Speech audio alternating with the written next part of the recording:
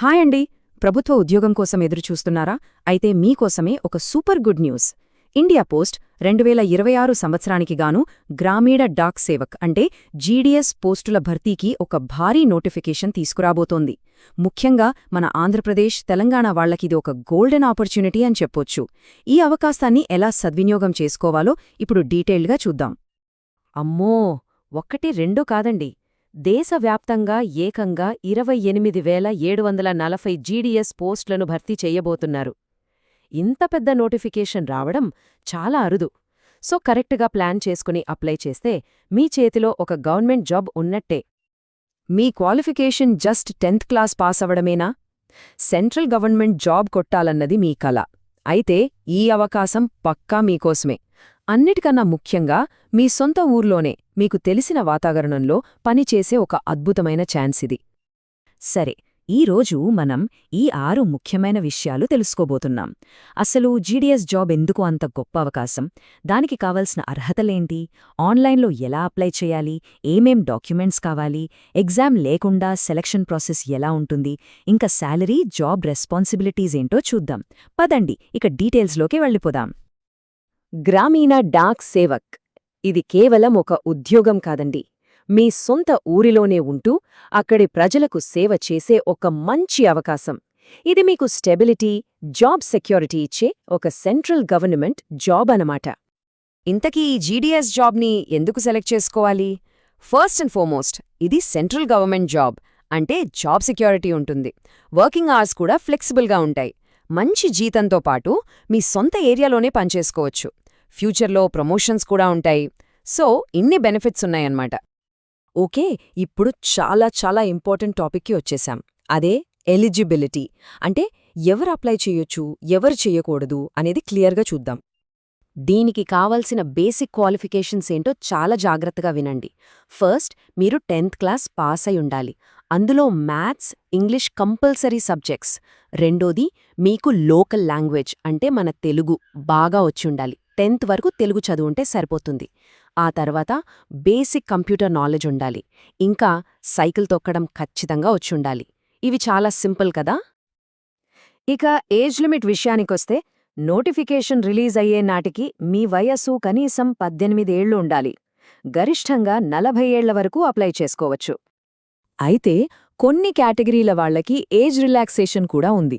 For example, ఎస్సీ/ఎస్టీ వాళ్లకి 5 ఏళ్లు, OBC వాళ్లకి 3 ఏళ్లు, ఇక పీడబ్ల్యూడీ క్యాండిడేట్స్కైతే 10 ఏళ్ల వరకు సడలింపుంటుంది.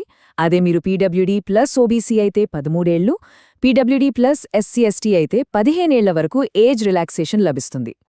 సరే, ఇప్పుడు అప్లికేషన్ ప్రాసెస్ ఎలా ఉంటుందో చూద్దాం. గుర్తుపెట్టుకోండి, అప్లికేషన్ మొత్తం ఆన్లైన్లోనే చెయ్యాలి. ఇండియా పోస్ట్ అఫీషియల్ వెబ్సైట్ అయిన ఇండియా పోస్ట్ GEDSonline.government.in లో మాత్రమే అప్లై చేయాలి. ఈ డేట్స్ చాలా ఇంపార్టెంట్ అండి. కావాలంటే ఒక స్క్రీన్షాట్ తీసి పెట్టుకోండి. జనవరి 31న రిజిస్ట్రేషన్ స్టార్ట్ అవుతుంది. ఫిబ్రవరి 14 లాస్ట్ డేట్. ఫీజు కట్టడానికి చివరి తేదీ ఫిబ్రవరి 16. ఒకవేళ ఏమైనా తప్పులు చేసి ఉంటే ఫిబ్రవరి 18th, 19th తేదీల్లో కరెక్ట్ చేసుకోవచ్చు. నా సలహా ఏంటంటే లాస్ట్ మినిట్ వరకు వెయిట్ చేయకుండా ముందే అప్లై చేసేయండి. అప్లికేషన్ ప్రాసెస్ చాలా సింపుల్గా ఒక 5 స్టెప్స్లో ఉంటుంది. స్టెప్ 1, మీ మొబైల్ నంబర్, ఈమెయిల్తో registration. Step 2, fees payment. Step 3, application fill చేయటం. స్టెప్ 4, మీ ఫోటో, సైన్ అప్లోడ్ చేయటం. ఫైనల్గా స్టెప్ 5, మీకు నచ్చిన పోస్టులకి ప్రిఫరెన్స్లిచ్చి సబ్మిట్ చేయడమే. ఇక అప్లికేషన్ ఫీజు విషయానికొస్తే కేవలం 100 రూపాయలు మాత్రమే. అది కూడా జనరల్, ఓబీసీ, ఈడబ్ల్యూఎస్ కేటగిరీకి చెందిన అబ్బాయిలకు మాత్రమే. అమ్మాయిలందరికీ, ఎస్సీ, ఎస్టీ, పీడబ్ల్యూడీ ఇంకా ట్రాన్స్‌వుమెన్ అభ్యర్థులకు ఫీజు అస్సలు లేదు. పూర్తిగా ఫ్రీ. ఓకే, అప్లై చేసేటప్పుడు ఇంకా సెలెక్ట్ అయ్యాక వెరిఫికేషన్ కోసం ఏమేం డాక్యుమెంట్స్ కావాలో ఇప్పుడు చూద్దాం. రెడీగా ఉంచుకుంటే టెన్షన్ ఉండదు. ఆన్లైన్లో అప్లై చేసేటప్పుడు మీ దగ్గర కొన్ని రెడీగా ఉండాలి. ఓటీపీ కోసం మీ మొబైల్ నంబర్, ఈమెయిల్ ఐడి, తర్వాత మీ Aadhaar number, 10th marks list ఇవన్నీ దగ్గర పెట్టుకోండి. దాంతోపాటు మీ పాస్పోర్ట్ సైజ్ ఫోటోని 50 KB లోపు, మీ సంతకాన్ని 20 KB లోపు సైజులో స్కాన్ చేసి పెట్టుకుంటే అప్లికేషన్ ఫాస్ట్గా అయిపోతుంది. ఒకవేళ మీరు షార్ట్ లిస్ట్ అయితే అప్పుడు డాక్యుమెంట్ వెరిఫికేషన్కి పిలుస్తారు. అప్పుడు మీ ఒరిజినల్ 10th మార్క్స్ మెమో, మీ క్యాస్ట్ సర్టిఫికెట్, కంప్యూటర్ సర్టిఫికెట్, ఇంకా మీరు పీడబ్ల్యూడీ కేటగిరీ అయితే ఆ సర్టిఫికెట్, ఇలాంటి ఒరిజినల్స్ అన్నీ చూపించాల్సి ఉంటుంది. ఓకే, ఇప్పుడు అందరూ వెయిట్ చేస్తున్న మోస్ట్ ఇంట్రెస్టింగ్ పార్ట్కి వచ్చేశాం. Selection process. ఈ జాబ్స్లో ఉన్న స్పెషాలిటీ ఇదే. ఎస్, మీరు కరెక్ట్గానే విన్నారు. ఈ ఉద్యోగాలకి ఎలాంటి ఎగ్జామ్ లేదు, ఎలాంటి ఇంటర్వ్యూ కూడా లేదు. హమ్మయ్యా, ఎగ్జామ్ టెన్షన్ లేకుండా గవర్నమెంట్ జాబ్ కొట్టడానికి ఇంతకంటే మంచి ఛాన్స్ ఇంకేముంటుంది? మరి ఎగ్జామ్ లేకపోతే ఎలా సెలెక్ట్ చేస్తారు అని డౌట్ రావచ్చు. సెలెక్షన్ అనేది ప్యూర్గా మీకు 10th క్లాస్లో వచ్చిన మార్కుల పర్సెంటేజ్ మీదే ఆధారపడి ఉంటుంది. సిస్టమే ఆటోమేటిక్గా మెరిట్ లిస్ట్ తయారు చేస్తుంది. సింపుల్గా చెప్పాలంటే ఎవరికి ఎక్కువ మార్కులు వస్తే వాళ్లకి జాబ్ వచ్చే ఛాన్స్ అంత ఎక్కువ. మీకు ఇంటర్, డిగ్రీ ఉన్నా వాటికి ఎక్స్ట్రా మార్కులు ఏమీ ఉండవు.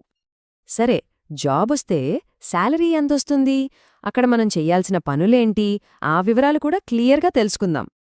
శాలరీ విషయానికొస్తే ఇందులో 3 రకాల పోస్టులు ఉంటాయి.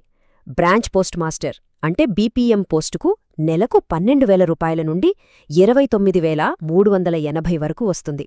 ఇక అసిస్టెంట్ బ్రాంచ్ పోస్ట్ మాస్టర్ అంటే ఏబీపీఎం ఇంకా డాక్ సేవక్ పోస్టులకైతే 10,000 నుండి 24,470 వరకు శాలరీ ఉంటుంది. దీన్ని టీఆర్సీఏ అంటారు. ఇక జాబ్ రెస్పాన్సిబిలిటీస్ ఏంటంటే మీరందరూ చూసే ఉంటారు కదా, ఉత్తరాలు, పార్సిల్లు ఇంటింటికి డెలివరీ చేయడం, పోస్టాఫీస్లో స్టాంపులమ్మడం, ఇండియా పోస్ట్ పేమెంట్స్ బ్యాంకుకి సంబంధించిన డబ్బుల ట్రాన్సాక్షన్స్ చేయడం, కొత్త పోస్టల్ స్కీమ్స్ గురించి ప్రజలకు చెప్పడం, ఇలాంటి పనులన్నీ ఉంటాయన్నమాట. ఈ మాట చూడండి, గ్రామీణ భారతదేశంలో పోస్టల్ సేవలకు గ్రామీణ డాక్ సేవక్ వెన్నెముక లాంటివారు. నిజమే కదా? ప్రతి పల్లెటూర్ని దేశంతో కనెక్ట్ చేసే ఒక ముఖ్యమైన వారధి ఈ జీడీఎస్. మరింకెందుకు ఆలస్యం? మీ గవర్నమెంట్ జాబ్ కలను నిజం చేసుకోవడానికి ఇదే రైట్ టైం. అర్హత ఉన్నవాళ్లు ఎవ్వరూ ఈ గోల్డెన్ ఆపర్చునిటీని మిస్ చేసుకోవద్దు. అప్లై చేసేవాళ్లందరికీ